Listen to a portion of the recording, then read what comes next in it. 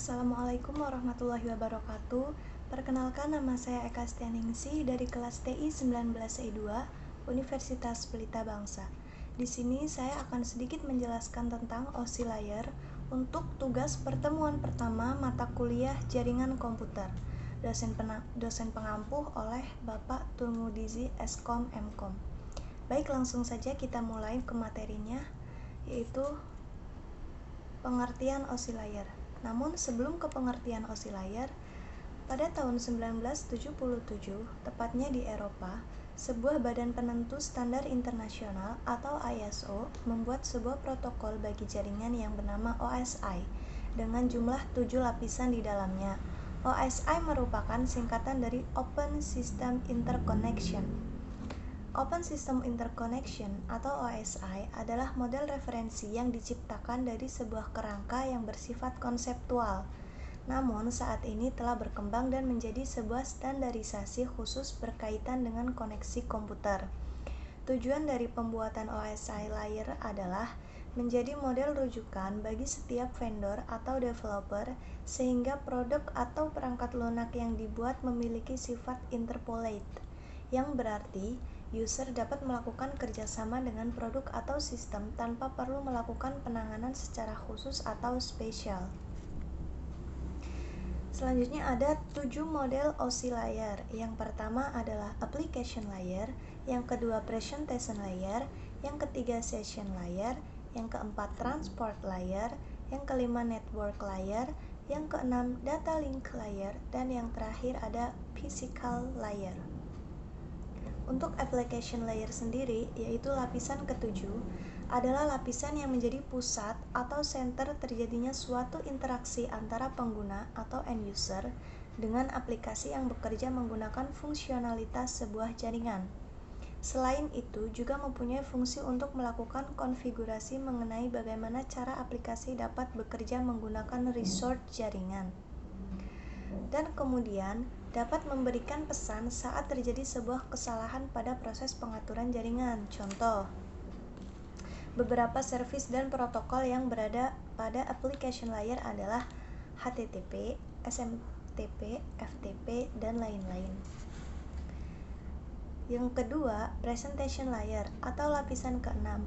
Lapisan keenam di mana mempunyai fungsi untuk mentranslasikan format data yang akan ditransmisikan oleh aplikasi melalui jaringan ke dalam format yang dapat ditransmisikan oleh sebuah jaringan. Pada layer ini, data juga akan terenkripsi dan dekripsi melalui sistem. Contoh protokol yang berada pada presentation layer adalah MIME, SSL, TSL, dan lain sebagainya. Next.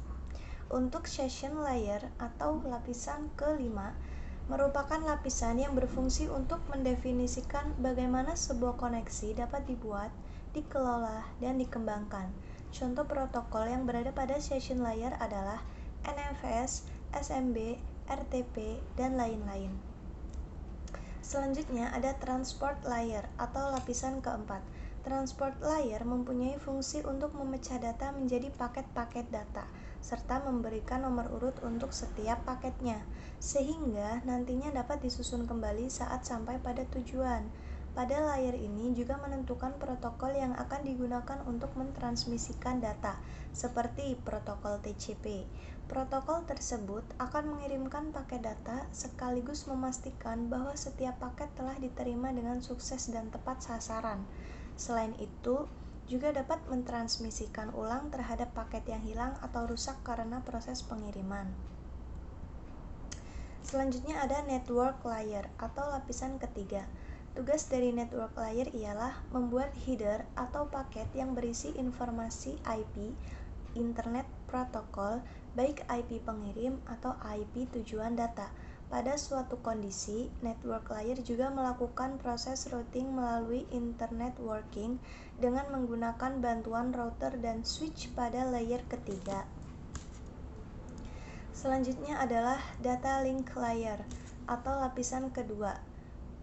Data ini memiliki tugas untuk menentukan setiap bit data dikelompokkan menjadi format yang disebut dengan frame. Pada level ini juga terjadi koreksi kesalahan, flow control, pengalamatan hardware atau perangkat keras seperti halnya pada MEC atau Address, Media Access Control Address, serta menentukan bagaimana perangkat jaringan seperti hub, repeater, bridge, dan switch pada layar kedua dapat beroperasi. Untuk spesifikasi IEEE 802 dapat membagi tingkatan menjadi dua level, yaitu lapisan Media Access Control atau MAC dan lapisan Logic Link Control atau LLC. Kemudian yang terakhir ada Physical Layer atau lapisan pertama. Dan model oscillator terakhir.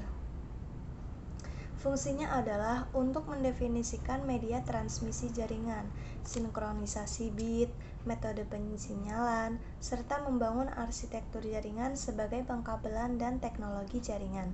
Pada tahapan atau level ini juga mendefinisikan mengenai bagaimana sebuah NIC, Network Interface Card, dapat berinteraksi secara langsung dengan media kabel dan perangkat radio.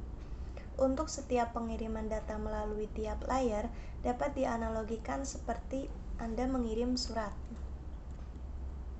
Kemudian selanjutnya adalah cara kerja oscillator.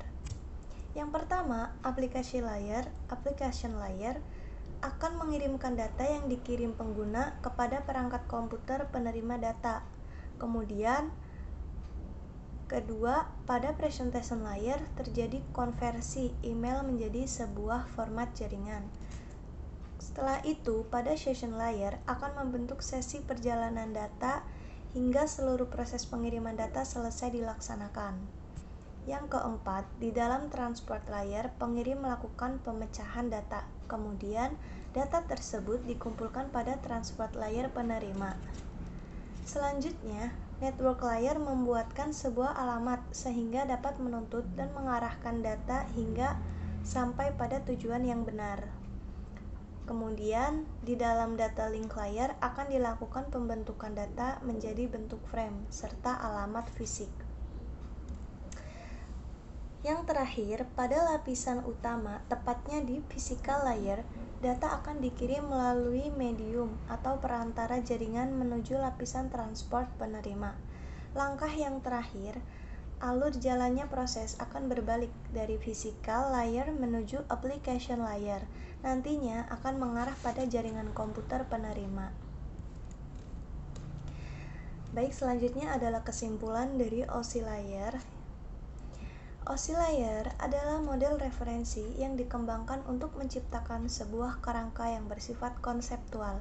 Oscillator juga memiliki 7 model layer yang terdiri atas application, presentation, session, transport, network, data link, dan physical layer.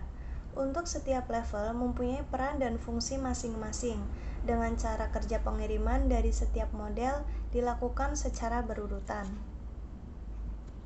Demikian adalah presentasi mengenai oscillator yang telah saya sampaikan.